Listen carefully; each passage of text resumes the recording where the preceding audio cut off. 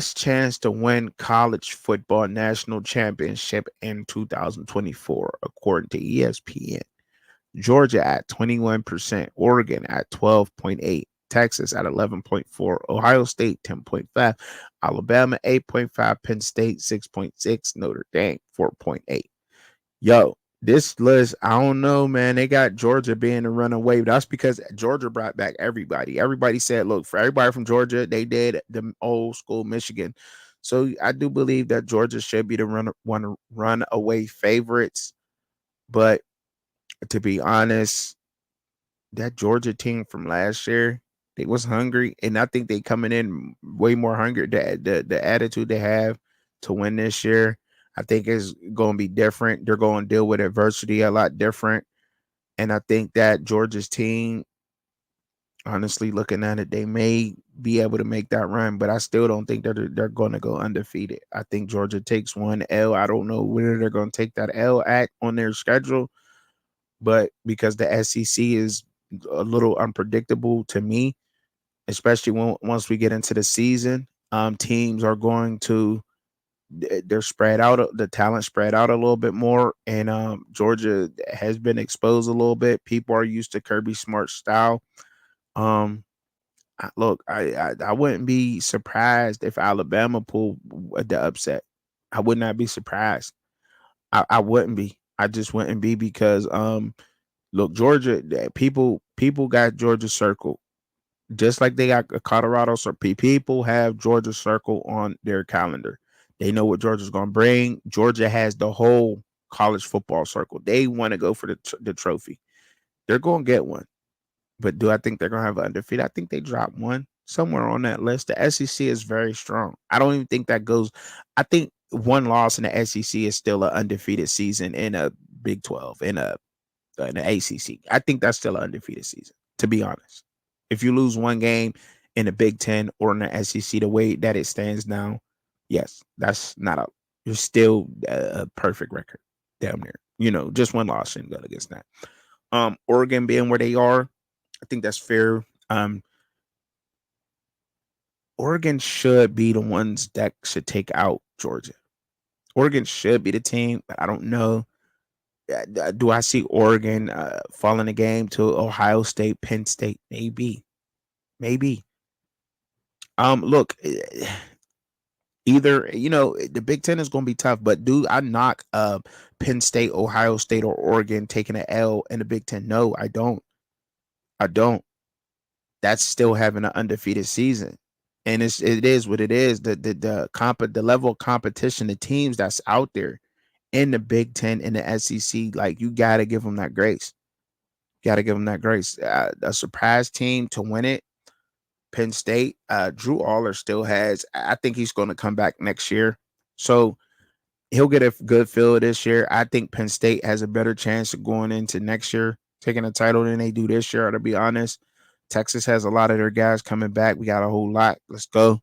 We right there. I think we're going to surprise a lot of people. Once the season start. But like I said, I don't know if anybody's gonna have an undefeated season. I just don't know that yet. I don't. I strongly feel like everybody's gonna take an L. There's not gonna be. I don't think a undefeated team is gonna win the national championship this year. I've said that plenty of times, and I'm standing on that. Notre Dame. I think Notre Dame is going to be a force to reckon with. I think no people low key are going to see Notre Dame in a whole different light. Oklahoma, there a lot of people sleep on Oklahoma. They're going to ruin a lot of people's seasons. They're going to put some losses on some people's schedule. Tennessee, I think they're another one of those teams who's going to do that. Florida State, I don't know. I want to see what DJ Ungalele does. I really want to see what he does. I want to see what he does. I've called him DJ Ugly Game. I don't know if he's going to step up. And he's improved every year, little by little. And I've said that before. He has improved every year. I will say that about him in his game, not by much, but he has improved. And this year, will he come in and will he show the dominance that he always had in coming in from high school and his beginning years? Will he come in and show up in the ACC? The ACC is a lot better than what a lot of people think it is. And I think that we'll get a chance to see that this bowl season. And that's why I hope that a lot of people, the teams stay together during the bowl season, because I think the ACC is going to get a lot of wins in their bowl games. And I can't wait for them to see that, because people sleep on the ACC. Anyhow, Florida State, I think they'll be one of them teams. Missouri is for sure one of them teams that is definitely going to upset a lot of teams. They're definitely going to upset. Michigan is definitely going to upset. They're only got a 1.7 to win. That's disrespectful to me for Michigan. The reason why I think it's disrespectful for Michigan, okay, everything they had against them last year, Shamar Moore still went 5-0 last year coaching that team. They did not take a L under some. They did not take a L when he went to being the interim head coach. When Jim Harbaugh had to step down, they still won games 5-0, and he beat some teams. So Shamar Moore knows how to coach. They are disrespecting him. He knows how to coach, and they got Ohio State at 10.5, and I think a lot of that has to do with Kelly going over there being a offensive coordinator, but. I'm just saying, look, that's disrespectful, man. Disrespectful for him. Clemson being out of 1.4, sleep on Dabo's teams if you want to. They'll be ruining some people's season. LSU, they'll probably put up one. I think Kansas, they got Ole Miss at 0.8. Ole Miss is fire. To me, Ole Miss is. I think Ole Miss might beat them, but now, like, look, they right there. And if Texas, they right there. Texas, Ole Miss, and Georgia to me are right there with each other. As far like Georgia and Ole Miss is neck and neck. Texas is right underneath them. So I don't know. I don't know. Maybe that does though. I think they're disrespecting Miami, putting Miami there. But hey, look, that's just something for Miami fans to say, you know what? Look, well, then we coming up and we gonna whoop on everybody. SMU's on that list because they got a hell of a quarterback in Preston. Listen, that man is a beast. That quarterback is a beast. I'm telling y'all, he's nice.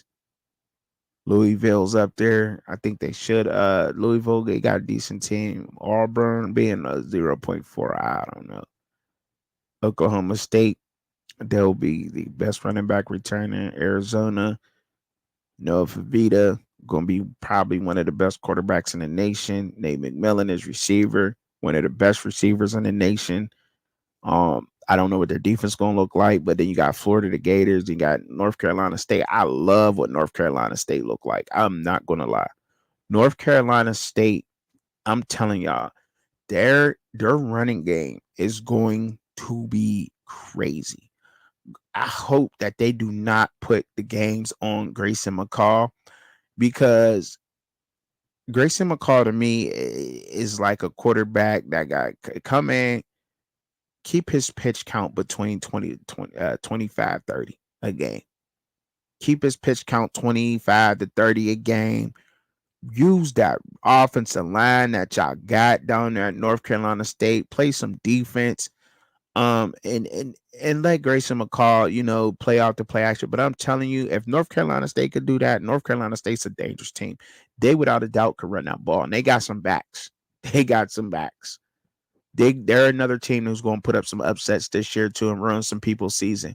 College football is just going to be so exciting this year because you don't know. I don't think there's just going to be a runaway favorite in a lot of these conferences. And I think we in for a hell of a ride this year with college football. I honestly do, y'all. I honestly do. It's going to take off like a rocket ship. I think we're going to be all right. All right. I honestly do, man.